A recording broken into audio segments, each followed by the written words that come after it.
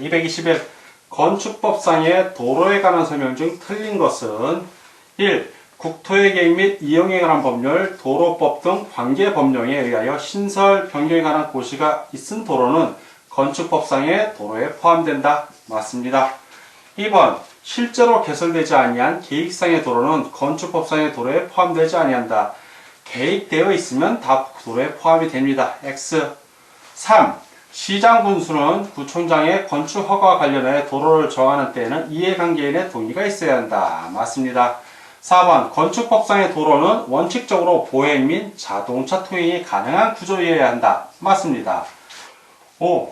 건축법상의 도로 중 통과 도로의 너비는 원칙적으로 4m 이상이어야 한다. 맞습니다. 다 오고 하나만 X 틀린 걸 고르니까 221번은 2번이 정답이 되겠습니다.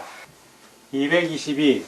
건축법상 공개 공지 또는 공개 공간을 설치하여야 하는 용도 지역이 아닌 것은 단 대통령령이 정하는 용도 및 규모의 건축물을 건축하는 경우임.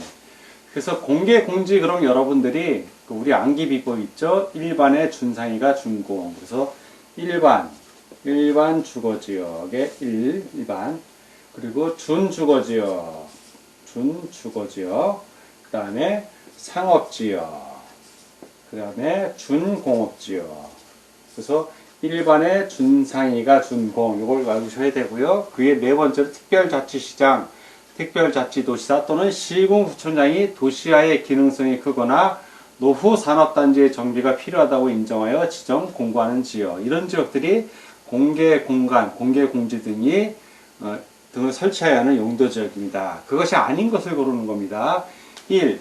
제1종 전용 주거지역. 전용 주거지역은 해당이 없죠. 제2종 일반 주거지역. 일반의 준상위가 준공 일반. 이거 해당되죠.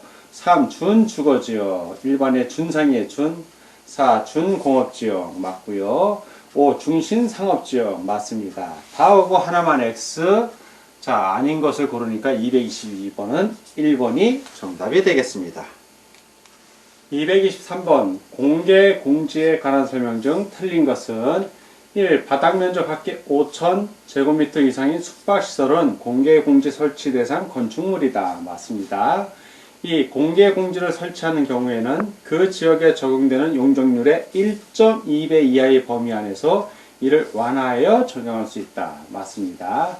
3. 다중이 이용하는 시설로서 건축조례가 정하는 건축물도 공개공지를 확보해야 한다. 맞습니다.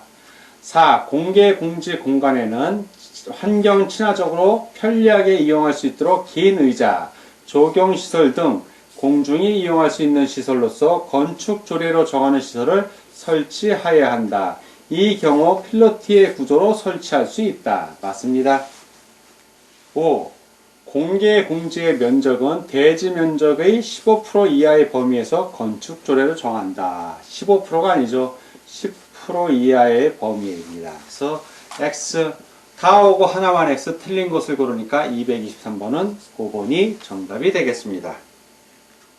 224번. 건축법령상 구조안전을 확인한 건축물 중 건축주가 해당 건축물의 설계자로부터 구조안전의 확인을 받아 착공신고를 하는 때에 그 확인 서류를 허가권자에게 제출하여야 하는 바 이에 해당하지 않는 건축물은 1. 층수가 5층인 건축물 맞고요. 2. 처마 높이가 12m인 건축물 맞습니다. 3. 높이가 15m인 건축물 맞고요. 5. 연면적이 1500제곱미터인 건축물 맞습니다. 5. 기둥과 기둥 사이의 거리가 8m인 건축물 8m가 아니라 10m입니다. 10m. 그래서 X 다 오고 하나만 X. 그래서 224번은 5번이 정답이 되겠습니다.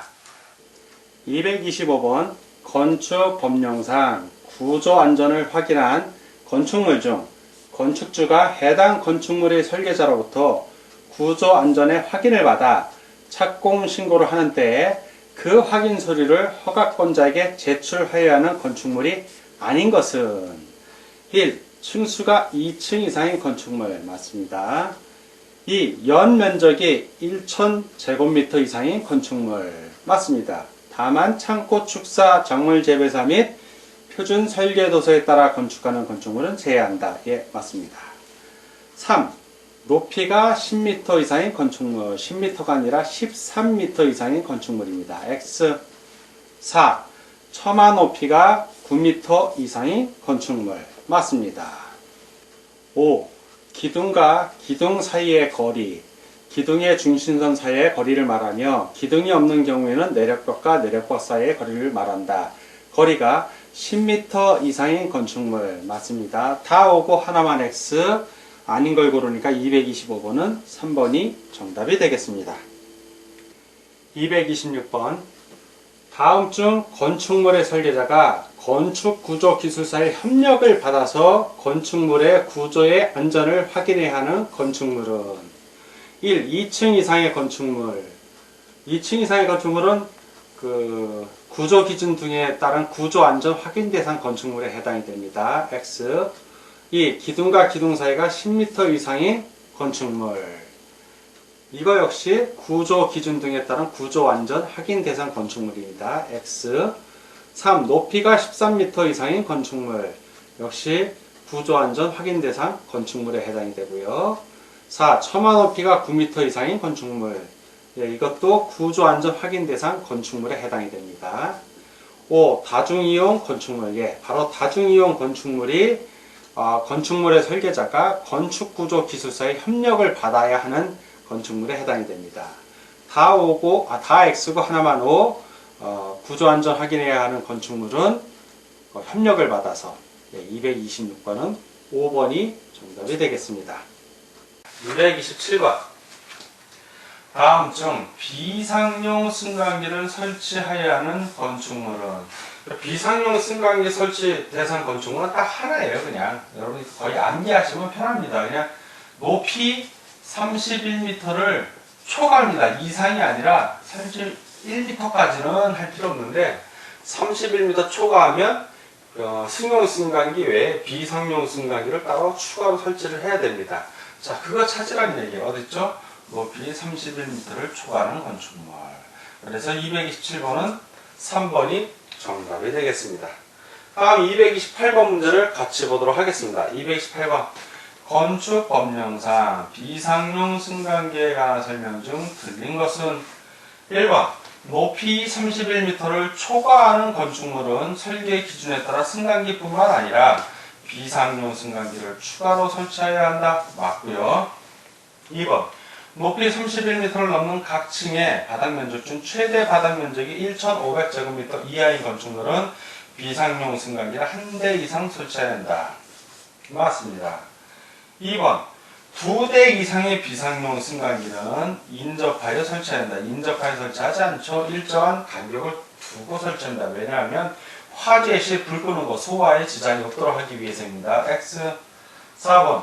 높이 31m를 넘는 각 층의 바닥 면적 중 최대 바닥 면적이 1,500제곱미터를 넘는 건축물은 비상용 승강기를 기본적으로 한 대 설치하고 1,500제곱미터를 넘는 3,000제곱미터 이내마다 한 대씩 더한 대수 이상을 설치해야 한다. 맞습니다. 5번. 비상용 승강기는 비상용 승강기의 승강자 및 승강로를 포함한다. 맞습니다. 다 오고 하나만 해서 틀린 걸 고르니까 228번은 3번이 정답이 되겠습니다. 229번. 건축법상 건축물의 대지가 2 이상의 지역, 지구 또는 구역에 걸치는 경우에 적용하는 규정에 대한 설명 중 틀린 것은 1. 건축물과 그 대지의 전부에 대하여 그 대지의 과반이 속하는 지역, 지구 또는 구역 안의 건축물 및 대지 등에 관한 건축법의 규정을 적용함이 원칙이다. 예, 원칙은 과반 이상 들어가는 걸 적용을 합니다. 2번. 건축물이 미간 지구에 걸치는 경우에는 그 건축물과 대지 전부에 대하여 미간 지구 안에 건축물과 대지 등에 관한 건축법의 규정을 적용한다. 맞습니다. 3번. 하나의 건축물이 방화지구와 그 밖의 구역에 걸치는 경우, 자, 건축물이 있는데 반은 방화지구, 나머지 반은 방화지구가 아니라는 얘기죠, 지금.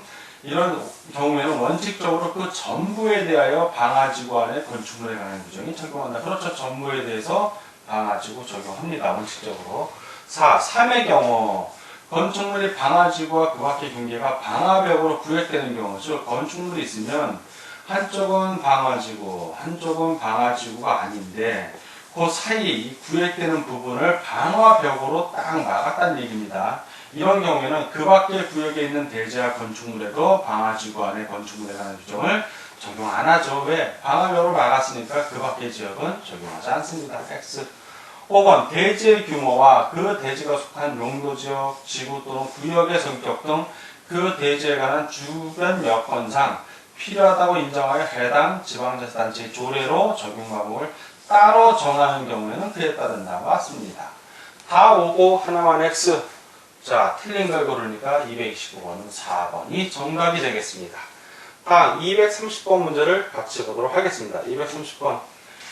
건축물의 면적 및 높이 등의 산정 방법으로 틀린 것은 1. 반자 높이가 1.5m 이하인 다락은 바닥 면적에서 제외한다. 물론 1.5m 이하인 다락은 바닥 면적을 제외하는데 이때는 반자 높이가 아니라 층고죠. 층의 높이. 반자 높이는 요 방이 있다면 방 바닥부터 천장까지 높이를 말합니다. 근데 층고는 뭐냐면 방의 바닥 윗면부터 그 위층, 이렇게 각 층을 구획하는 바닥면이 있으면 바닥면 윗면부터 바닥면 윗면까지 사이입니다. 이렇게 좀 더 높죠. 반자 높이보다 층고가 요만큼 더 높습니다. 그 바닥 높이만큼. 그래서 1번은 X. 자, 2번. 건축 면적은 지표면으로부터 1m 이하에 있는 부분은 건축 면적에 산입하지 않는다. 맞습니다.